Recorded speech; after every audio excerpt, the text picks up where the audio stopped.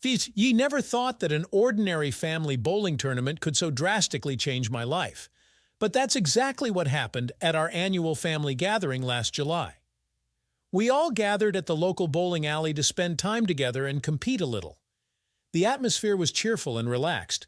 Laughter, jokes, and encouraging shouts were heard. I was also in high spirits, anticipating an interesting game. When it was time to form teams, I happened to end up paired with Mary, my mother-in-law. We hadn't communicated directly that often before, and I must admit, I was a little nervous. After all, she was my wife's mother, and I wanted to make a good impression. But from the first minutes, Mary dispelled my nervousness. She smiled warmly at me and said, "Well, Alex, we'll have to do our best. I think we'll make a great team." I smiled back, feeling a surge of excitement. After all, we both love bowling and know all the intricacies of the game. Why not really try to win this tournament? The game began, and Mary and I quickly caught a common rhythm. We encouraged each other, gave advice on throws, rejoiced at each successful strike. I saw how enthusiastically she followed the ball, how merrily she squinted, aiming for a throw, and I caught myself thinking that I was very pleased with this light, friendly, mutual understanding. "Come on, Alex, you can do it!" Mary shouted loudly when I was preparing for another throw. I turned around, meeting her radiant gaze, and felt an unexpected surge of strength. Taking a deep breath, I took aim and sent the ball right into the center. Yes, a strike! "Thank you, Mary. You're doing great too." I thanked her sincerely when she came up to congratulate me. She just waved it off and laughed merrily. And suddenly my heart strangely skipped a beat from that cheerful, radiant laughter. An unfamiliar tickling feeling spread in my chest, but I hastily brushed it off, attributing everything to the joy of a good game. In the end, Mary and I won that tournament. Relatives noisily congratulated us, patted us on the shoulders, demanded to reveal the secret of success. And we just looked at each other and smiled, as if we had our own little conspiracy. "We just worked well together," Mary winked at me, accepting the winner's cup. "Exactly. The best team," I agreed, feeling my cheeks flush for some reason. Back then, I still didn't understand that this was not just an exchange of courtesies, that our teamwork with Mary would soon go far beyond bowling, and that this tournament would be the beginning of something more than just a pleasant pastime. But now, being in the euphoria of victory, I just enjoyed the moment, and I tried not to notice how often my gaze lingered on Mary's radiant face, and how I was drawn to her more and more with each passing minute. After that memorable tournament, Mary and I began to communicate noticeably more often. At first, everything revolved around bowling. We enthusiastically discussed throws, shared impressions, made plans for future games. Sometimes we even went to the club together to practice without prying eyes. My wife was only happy that her mother and I found a common language. She would say, "Well, it's great that you now have a partner for your favorite hobby." She even joked that Mary and I were simply inseparable, like bosom friends. And that's how it was. Gradually, our conversations went beyond bowling and became more personal, soulful. It turned out that we had surprisingly a lot in common, from tastes in music to philosophical views on life. We could chat for hours about everything in the world without getting tired and not noticing the passage of time. Mary would talk about her work at school, recall funny cases from teaching practice. I shared my worries about projects at the firm, about the difficult everyday life of a manager. And more often I caught myself thinking that it was amazingly easy and pleasant for me to communicate with this woman. Next to her, I felt a special warmth, genuine interest. I liked to watch how she enthusiastically chirped about something of her own, how thoughtfully she twirled a strand of hair around her finger. These little things stirred a strange, exciting feeling in my chest. I convinced myself that it was just a friendly affection, nothing more. What's the big deal? I got along with my mother-in-law, found common interests with her. Who doesn't have that?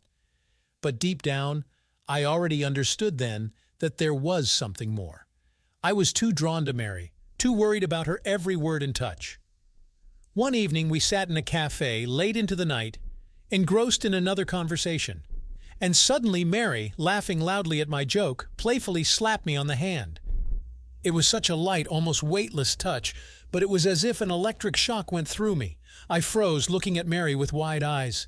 And she too seemed to suddenly become embarrassed and pulled her hand away. For a moment, a strange, viscous tension hung between us, as if we both simultaneously realized that something was happening that went beyond the bounds of ordinary friendship. "Oh, sorry, I got carried away talking," Mary giggled nervously, hiding her eyes. "No, not at all. I really enjoy talking to you," I blurted out and immediately bit my tongue. "Damn, that sounded too ambiguous." Mary gave me a surprised look, in which something strange splashed. Almost flirtatious? I wasn't sure, but that look made everything inside me flush with heat.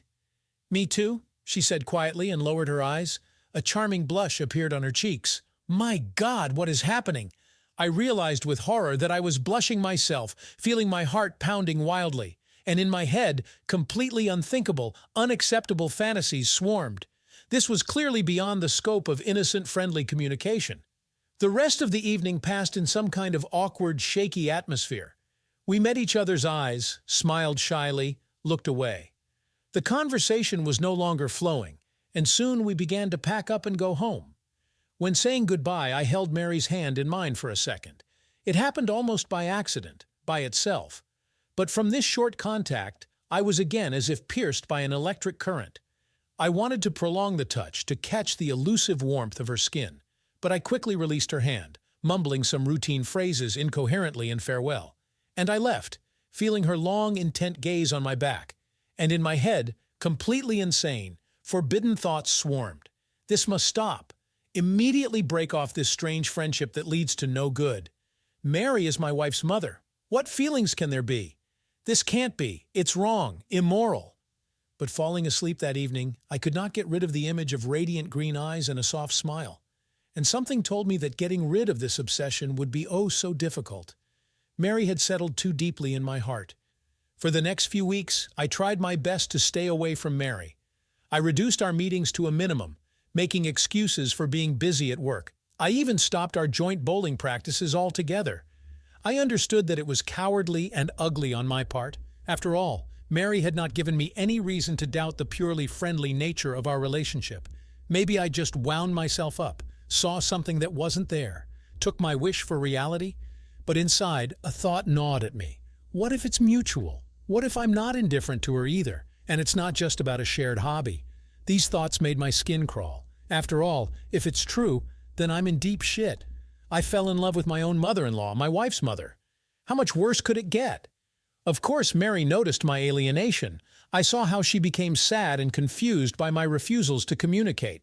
A couple of times she made attempts to ask something, but I invariably turned the conversation away, escaped under the first plausible pretext.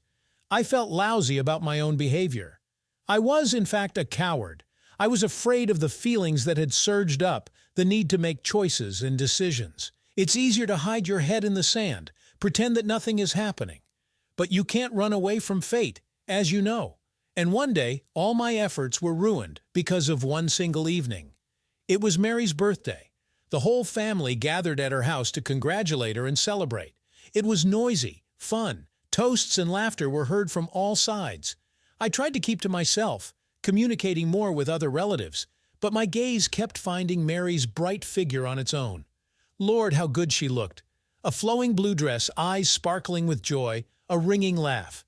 My heart ached with an aching tenderness mixed with bitterness. Closer to the evening, the guests began to leave. My wife volunteered to drive her sister and children home, and Mary and I involuntarily found ourselves alone in the kitchen, cleaning up the dishes. A tense silence hung in the air, interrupted now and then by the clanking of plates and glasses. I secretly cast quick glances at Mary, not knowing what to say. I needed to say something, to relieve this oppressive, viscous silence. But all the words scattered somewhere got stuck in my throat. Suddenly, Mary put down the towel and turned to me. Her eyes were filled with a strange determination mixed with hidden pain. "Alex, we need to talk," she said firmly, looking me straight in the face. My heart skipped a beat. I didn't like that tone. Oh, how I didn't like it.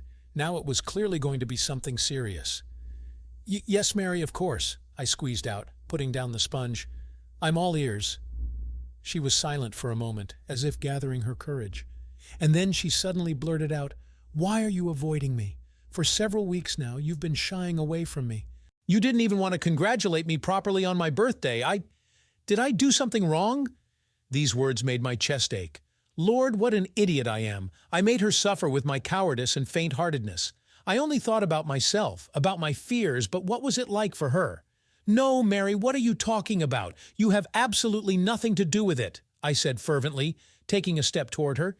It's me. I'm just too busy at work. A lot of projects, deadlines. I have no time for anything at all. I was disgusted by this lie myself, but I couldn't confess the real reasons, could I? To say, you see, Mary, I'm avoiding you because I'm head over heels in love, and the thought of it drives me crazy because you're my wife's mother. No way, count me out. But Mary only shook her head sadly, clearly not believing a single word. Oh, Alex, why are you lying? I can see it's not about work, she said quietly. Something has changed between us, the way we've grown closer over the past few months, how much we mean to each other. Don't you feel it? I caught my breath. There it was. The moment of truth that I feared so much. Mary, too, felt this strange, disturbing connection between us. And now she's waiting for an answer from me, a decision. Mary, listen, what's happening is wrong, I said almost pleadingly, looking into her eyes. We have no right to have such feelings. You're Janice's mother, my mother-in-law. What can we even talk about? And so what? Mary suddenly flared up. Her eyes burned with a furious fire. Yes, I am your wife's mother, but does that deprive me of the right to love? To feel something for a man who has become so close to me? She stepped almost right up to me, and I physically felt the waves of heat emanating from her. Alex, I'm tired of pretending. I'm tired of pretending there's nothing between us, she whispered in a trembling voice. Because it's not true. From the moment we first met, I felt this connection, this attraction. You are a kindred spirit, I know it, and I can't fight it anymore. With those words, Mary rose on her tiptoes and plunged into my lips with a passionate, demanding kiss. As if a dam had burst, all the feelings that we had been holding back for so long poured out at once, sweeping away any barriers. Groaning, I responded to her kiss, pressing her fragile body to me. Only one thought pounded in my head. To hell with it all. To hell with duty, morality, and social conventions. Now only Mary existed for me. Her lips, her moan, her skin under my fingers.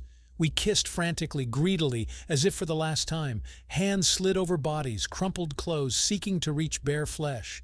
Reality was floating away, melting, giving way to primal passion. I don't know how we got to the bedroom. It seems we were undressing and bumping into furniture along the way. And then there was only a whirlwind of sensations. Crazy, painfully sweet, more intoxicating than any wine.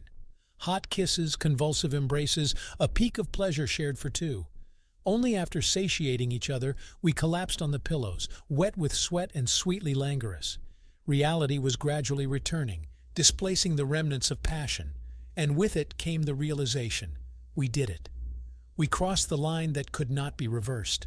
God, Alex, what have we done? Mary breathed out in shock, hiding her face on my chest. I just silently stroked her hair, trying to gather my scattered thoughts. Fear mixed with exultation seethed inside me, driving me crazy. Yes, we made a mistake, a terrible, unforgivable mistake, but damn it, how good it was. I don't know, Mary, but you know, I don't regret anything, I quietly admitted, kissing the top of her head. Whatever happens next, I'm happy that it happened, that you became mine, even if only for a brief moment. Mary took a shuddering breath and pressed herself closer to me. I felt her trembling in my arms, whether from the cold or from the monstrous tension of the last hours. I don't regret it either, Alex, although I understand that this is madness, she whispered, raising a misty gaze to me. We can't, we shouldn't. It will ruin everyone, Janice, our families. It will destroy so many lives. I swallowed the lump that had risen in my throat. Mary was right. We had gone too far. This affair would bring nothing but pain to everyone around us. We need to stop this before it's too late. But looking into her feverishly shining eyes, listening to her uneven breathing, I realized I can't. I won't be able to give up this woman, her love and passion, even if it costs me everything. Mary, let's just be careful, okay? I asked quietly, hugging her shoulders. We'll keep what happened a secret. We'll meet in secret, away from prying eyes. Maybe it's wrong, but I can't lose you. Not now. For a few long moments, Mary looked into my face as if trying to find something there, and then sighing, she nodded and clung to me in a kiss. light, almost weightless, full of bitterness and doom. "Yes, Alex, let it be so. We will keep our love a secret," she smiled sadly. "I cherish you too much to let you go, even if this secret will eat away at us from the inside." We hugged as if sealing an unspoken agreement. I understood that this was only the beginning, that ahead was a long and painful path of lies, pretense, fear of exposure. But I simply had no other choice. After all, I was already in over my head in this relationship. I allowed forbidden passion to take over my heart and mind, and now all I could do was go with the flow, clinging with all my strength to the happiness stolen from fate. But at what cost will it come to me? And will I be able to pay it when the time comes? Then, lying in Mary's arms, I still did not know the answer to these questions. I only knew that I was in love, madly, desperately, and I would love no matter what it cost me. For the next few months, Mary and I lived as if in some parallel world, a world where there were only the two of us, our meetings and conversations, our antics in bed. Everything else seemed to fade into the background, becoming unimportant and ghostly. We met at every opportunity, had lunch together in diners on the outskirts of town, walked hand in hand in deserted parks. And then we would run off to cheap motels or rental apartments and make love, greedily, feverishly, to the point of exhaustion. I was discovering a new Mary, uninhibited, insatiable, ready for any experiments. Every time I thought I already knew everything about her, she managed to surprise me, to amaze me to the core. Her fantasies knew no bounds, and her passion seemed inexhaustible. But it wasn't just about intimacy. With Mary, I felt wonderfully serene, whole, as if I had found the half that I'd been missing all these years. With her, you could talk about anything, from mundane little things to the most secret desires and fears, and always meet with understanding, support, sincere care. However, one had to pay for one's happiness. The constant lying, the understatement, the fear of exposure, it was all terribly exhausting, poisoning our relationship with a vile aftertaste of deceit. I was torn between two lives. On the one hand, family, home, a boring marriage to Janice. On the other, stolen moments with Mary, full of passion and fire. And the further I went, the more entangled I became in this double game. I had to lie to my wife, make up reasons to stay out late, avert my eyes when she asked why I smelled of strange perfume, cover my tracks, delete compromising messages. But strangely enough, the thought of exposure did not frighten me too much. I was much more worried about something else. How hard it must be for Mary in all this whirlwind of lies. After all, it was much more difficult for her to deceive her own daughter, to hide such a terrible secret. I saw how exhausted and lost she sometimes looked after another conversation with Janice, how she would sit lost in thought for a long time, fidgeting with the pendant on her neck and biting her lips. I guessed what thoughts were haunting her. Shame, guilt, fear of losing her daughter forever. One day I couldn't stand it and asked her directly, "Mary, maybe that's enough. Maybe it's time to end it all before it's too late. I see how you're suffering. It's not worth it." But Mary only shook her head and smiled sadly. Her eyes were filled with bottomless tenderness mixed with pain. "Alex, honey, it's too late to regret and back down now," she said softly, stroking my cheek. "I'm in over my head in this, and in you too. Yes, it's excruciating, unbearably difficult, but you know, I don't regret anything because I love you, to the point of madness, to the point of losing my pulse, and I will love you no matter what it costs me." My heart clenched. Lord, why does this incredible woman have to suffer so? Why can't we just take it and live normally without hiding? After all, she deserves real happiness, not furtively begged moments. Besides, can you even leave me? Mary squinted slyly, wrapping her arms around my neck. Will it be easy for you to go back to your old life, to forget about everything that happened between us? I swallowed the lump that had risen in my throat. Mary hit the nail on the head. No matter how hard it was for me, the thought of losing her, of giving up our relationship was unbearable. I simply couldn't imagine my existence without this woman anymore. "You're right, honey, I can't," I breathed out hoarsely, kissing her temple. "Better this way, in the dark and in secret, than without you at all, even if one day everything is revealed and we face ruin." "Don't think about the bad," Mary whispered, pressing her whole body against me. "We have the here and now, and no one can take that away from us." With those words, she pulled me into another dizzying kiss. And once again, I dissolved in her embrace, told my torments and fears to go to hell. Mary was right. We need to live in the present, and we'll somehow deal with the future. But will we have enough strength and wisdom to cope with the consequences when the secret becomes obvious? I didn't know the answer to that question yet. I could only desperately hope for the best, frantically clinging to the moments of happiness bestowed by fate. As expected, my secret romance with Mary could not last forever. Sooner or later, what we feared so much had to happen. Exposure, punishment for sins, retribution for stolen bliss. It happened at the celebration in honor of Janice's birthday. We all gathered in a restaurant as a family, had fun, made toasts. I tried not to look at Mary too often, to stay away from her, but my gaze kept finding the beloved silhouette on its own. It must have looked suspicious from the outside. My looks were too eloquent, my casual touches too tender. Janice was no fool. She had always been sensitive and insightful. So the moment when she would suspect something was wrong had to be expected any day.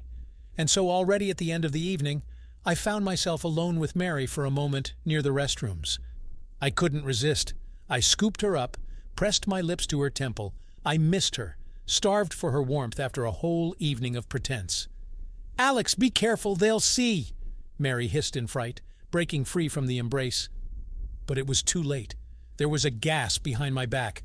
I turned sharply and met Janice's shocked and pained gaze. She stood a few steps away from us, frozen as if struck by thunder. On her face, realization, a terrible guess, was slowly emerging. "Janice, baby, it's not what you—" Mary began hysterically, taking a step toward her daughter, but she recoiled, threw up her hands in a defensive gesture. "Don't come near me! Don't you dare!" she screamed, her eyes flashing. "I saw everything! How you, God, Mom, how could you?" Then something unimaginable began. Janice began to shout, hurl accusations at us interspersed with sobs. Guests jumped out from behind the tables, came running to the noise. A hum of voices, a shocked murmur grew around us.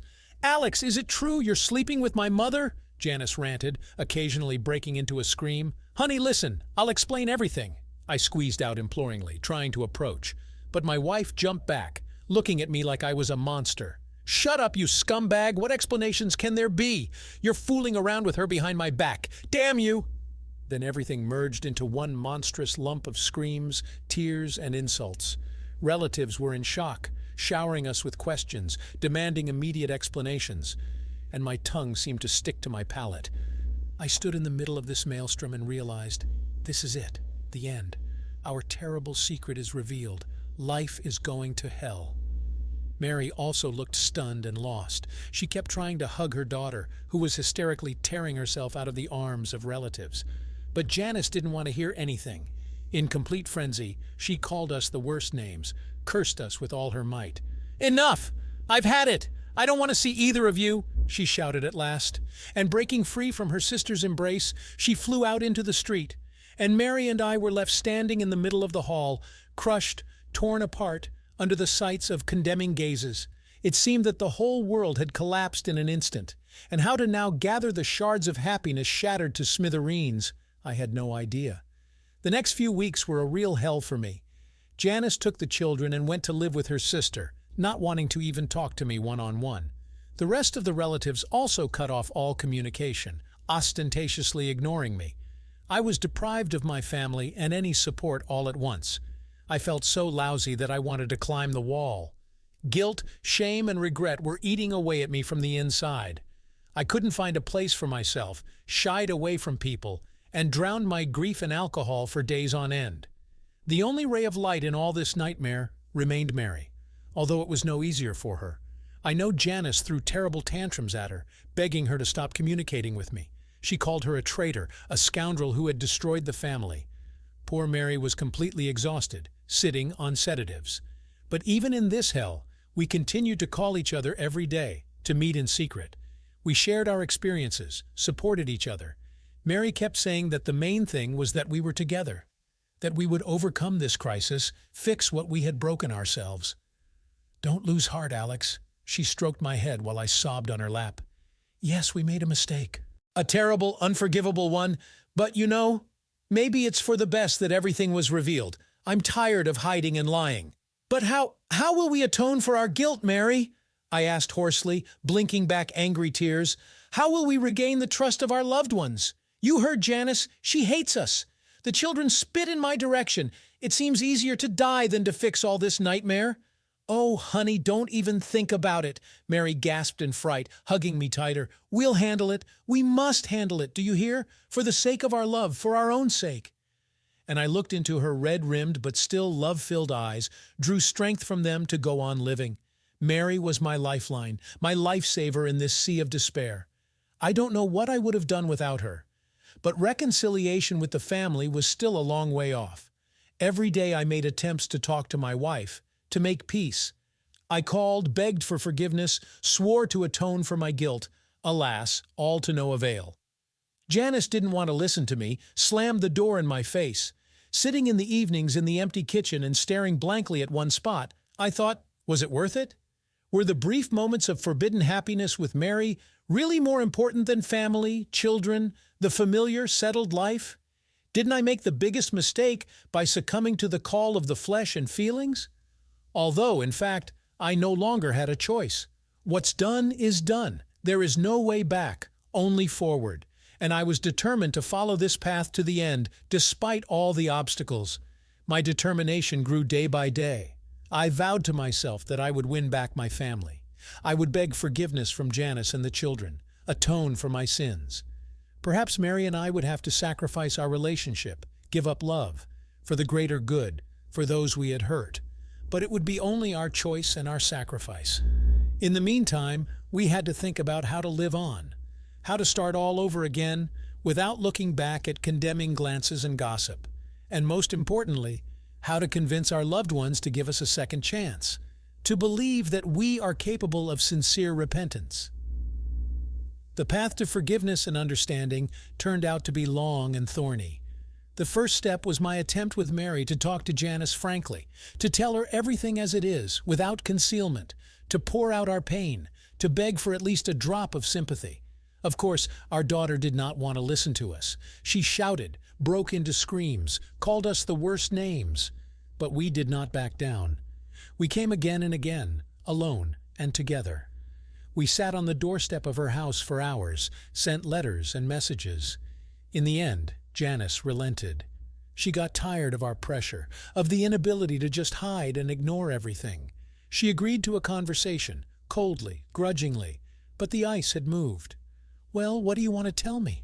What other excuses have you come up with?" she said through gritted teeth, crossing her arms over her chest. Mary and I looked at each other and sighed simultaneously. The decisive moment. Now everything would be decided. Would we be able to convince Janice of our sincerity? With trembling hands, I took Mary's hand, squeezed her fingers. "Janice, baby, listen," my beloved began, looking at her daughter pleadingly. "We are guilty before you, terribly guilty, and there is no forgiveness for us. We should have told you everything right away and not start an affair behind your back. But understand what happened between me and Alex. It's not a whim or a caprice. We fell in love with each other truly, strongly. It happens." "I don't care what you had there." Janice jumped up, overturning a chair. "Shut up, both of you. How could you? Destroy the family? Cross out all the good things we had?" She covered her face with her hands, her shoulders shaking with sobs.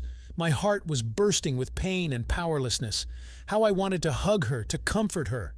But I understood that I had no right to do so. I had offended and humiliated this woman too much. "Janice, honey, believe me," I said in a choked voice, fighting back the rising tears. "We didn't mean to hurt you. Yes, we did a terrible thing, but is it only our fault? Think for yourself. Were things perfect between you and me?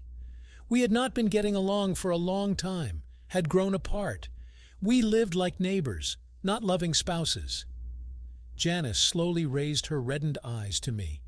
They were filled with such pain, mixed with incomprehension, that my heart ached. "And is that an excuse for you, Alex? The fact that not everything is smooth in our marriage?" She smiled bitterly. "Is this how normal people solve problems? They run to the first skirt they meet, start an affair with their mother-in-law?" I felt myself blushing. Janice's reproach hit the mark. Indeed, is cheating a way out of a relationship crisis? Maybe we should have just talked frankly, gone to a family psychologist, and not seek comfort on the side. You're right, honey, I admitted, lowering my head. It's my fault. I was a coward. I couldn't preserve our love, put out conflicts. I got into a relationship with your mom instead of solving problems. What an idiot I am. Stop it, Alex! Mary suddenly cut me off sharply. Her eyes burned with a determined fire. Stop taking all the blame on yourself. I'm no better. I allowed all this to happen myself, became infatuated with you, despite all propriety. So, Janice, I also ask for your forgiveness, for betraying my relationship with you, for giving into a selfish feeling, causing you pain. A long, painful silence reigned. Mary and I looked at the frozen Janice, holding our breath. We were waiting for her reaction, her verdict. Everything depended on it now. Would we be able to count on understanding, or would the enmity become insurmountable? Finally, Janice sighed heavily and wearily sank into a chair. Her voice sounded indescribably sad. You know, I've been thinking a lot about many things during this time, about our family, about how we got to this point, and maybe you're right. Something broke, cracked, went wrong. You and I, Alex, really became strangers, and Mom, apparently she was just looking for love and warmth, like all of us. A lump rose in my throat at this unexpected admission. The words came hard for Janice. I saw how difficult it was for her to squeeze them out, but the fact that my wife was able to look at the situation from our side as well was already a small miracle. "And what are we supposed to do now?" I asked helplessly, crumpling a napkin in my hands.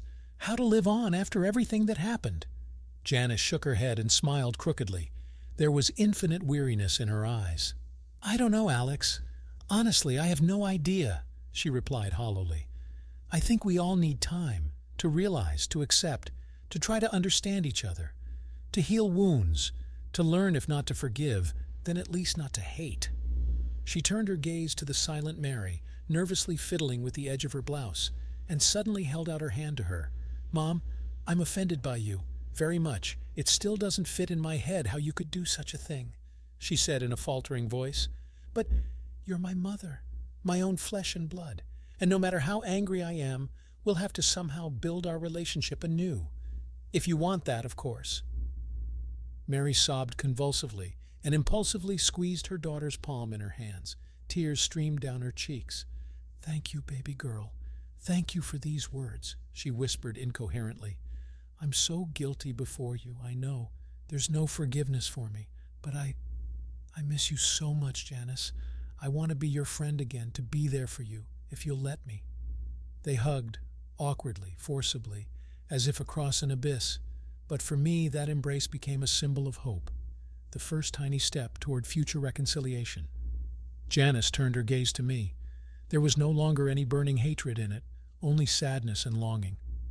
"And you, Alex, how do you see our life going forward?" she asked quietly. "Is it really so easy for you to cross out years of marriage, to forget about everything?" I swallowed, trying to find the words.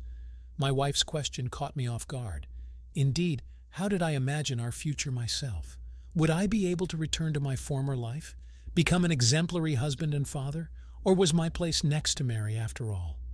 For a few seconds I pondered feverishly, looking into Janice's saddened eyes, and then slowly shook my head. "Janice, honey, forgive me. Forgive me for not being able to protect our love, to make you happy." I exhaled, feeling my nose tingle with the oncoming tears. "But what Mary and I have, it's not just an affair anymore. I love her with all my heart, and I won't be able to give up this feeling." My wife paled and bit her lip until it hurt. She squeezed her eyes shut, trying to hold back her sobs, and then she resolutely lifted her chin and looked me straight in the eye. "Well then, you've made your choice, Alex, and so have I," she said emphatically. "If you want to be with my mother, be my guest. I won't stand in the way of your happiness, but I'm not going to return to our marriage either. Too much has happened." These words fell between us like a verdict. I understood that Janice was right. After all this pain, grievances, and betrayals, our union could no longer be restored. We had inflicted too deep wounds on each other, and now all that was left was to heal them, separately. "So you agree to a divorce?" I asked quietly, afraid to look her in the eye. Janice sighed heavily and nodded wearily. "Yes, Alex. I think it's the best solution for everyone," she said evenly. "We'll try to remain friends, for the sake of the children, for the sake of our shared past. But as husband and wife, we're no longer suitable for each other." Well, the verdict has been passed. As painful as it was to admit it, Janice was right. Only divorce and a complete break in the relationship would help us start anew. Learn to respect each other, appreciate the good things that were between us. We talked for a long time that evening. We discussed how to fairly divide the property and custody of the children. We tried to establish a semblance of friendly communication. Yes, it was not easy. The grievances were too fresh, the peace achieved too fragile. But we tried. Little by little, step by step, we smoothed out the sharp edges. We developed a new model of behavior, not as spouses but as companions in misfortune, those who know too much about each other to just walk away without looking back. Of course, it was not easy for my children either. At first they did not want to see or hear me. But Mary and I did not give up. With patience and love, we won their favor again. We took them to amusement parks, bought them coveted toys. The main thing was to show every minute that Dad had not gone anywhere. He just lives separately now, but has not become less loving. Gradually, the ice in the relationship began to melt. The children stayed with me more and more often on weekends, shared news and experiences. They began to hug me when we met, to laugh at my jokes again. I felt peace and hope returning to my soul. Mary was by my side all this time. She supported me, did not let me lose heart on the darkest days.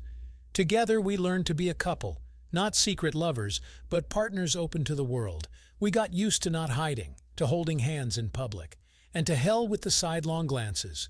The main thing is that we love each other. Of course, our story got a lot of publicity in the city. No wonder, such a scandal, such a juicy topic for gossip. Gossipers vied with each other to discuss the details, make guesses. Some condemned, some gloated. But Mary and I seemed to fence ourselves off from the whole world with a deaf wall. We were no longer bothered by other people's opinions. Only our love and the gradual return of loved ones mattered. Everything else seemed unimportant, unworthy of attention. Of course, our story is not over yet. There are many trials, mistakes, and victories ahead. But one thing I know for sure now: we will cope. We will survive any difficulties, overcome any obstacles. Because when you truly love to the point of self-forgetfulness, there are no heights that are not within reach. And looking into the shining eyes of my Mary, I understood. Together we are now capable of anything, even to atone for past sins and build our personal hard-won happiness. Did you like this story? Let us know in the comments what you liked. Subscribe to our storytelling podcast. Also, don't forget to like and ring the bell so you don't miss more interesting stories. See you soon.